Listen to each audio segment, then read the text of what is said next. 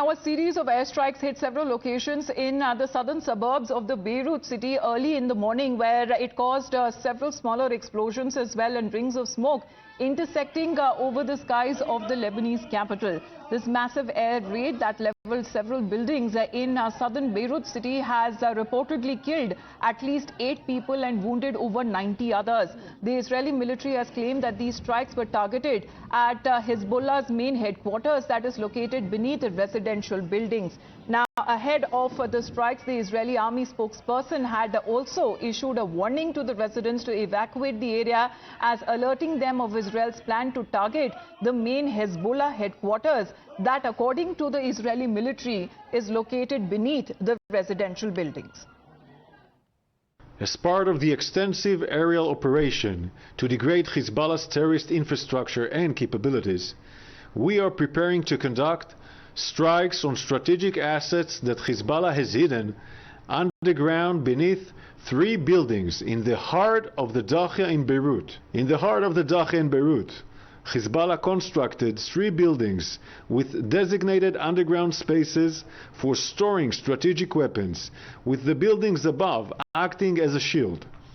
Here you can see one of the buildings in the heart of the Dakhia.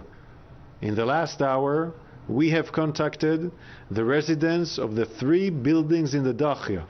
These residents are above and near Hezbollah strategic assets and must evacuate immediately for their safety and security.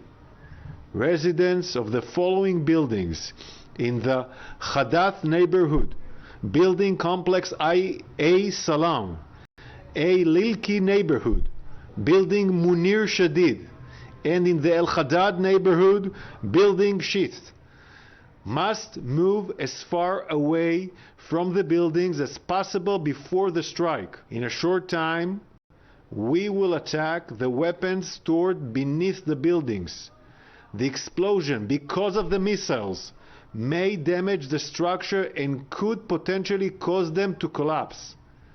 Hezbollah exploits and endangers Lebanese civilians, using them as a human shield for its weapons. Well, let's also talk about when it comes to the Israel Prime Minister and the leader himself has been speaking about it, as far as Benjamin Netanyahu during his address at the United Nations has vowed that Israel's campaign against Hezbollah would continue.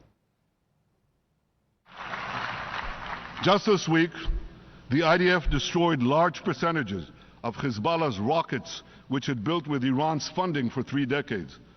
We took out senior military commanders who not only shed Israeli blood, but American and French blood as well.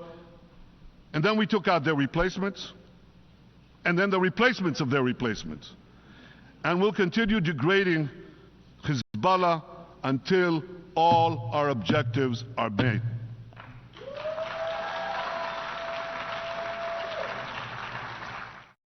Well, Rishabh is with us right now. Rishabh, what does it mean, especially when it comes to countries who were seeking for an internationally backed ceasefire? Because when the Prime Minister of Israel started to speak, many of the delegates decided to stage a walkout. Well, definitely. The moment, the Israeli Prime Minister Benjamin Netanyahu took the dais, who was the 3rd speaker in the House, and just after Pakistan, many of the delegations decided to walk out. There is mounting pressure, international pressure on Israel for a ceasefire on the blue line, as the border between southern Lebanon and northern Israel is called.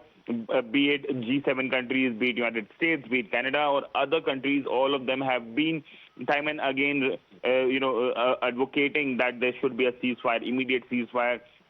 Israel looks very clear that they are not going to adhere to any ceasefire or accept any ceasefire right now. Moments after Benjamin Netanyahu finished his speech and vowed to continue fighting against Hezbollah, there were explosions heard in Beirut, the capital of Lebanon, and the strikes, as per the official media of Lebanon, strikes by Israeli Air Force. So the Israeli Prime Minister and the Israeli military has come out to say that these attacks and these strikes that are being carried out in Beirut is against Hezbollah and not against the people there of Lebanon.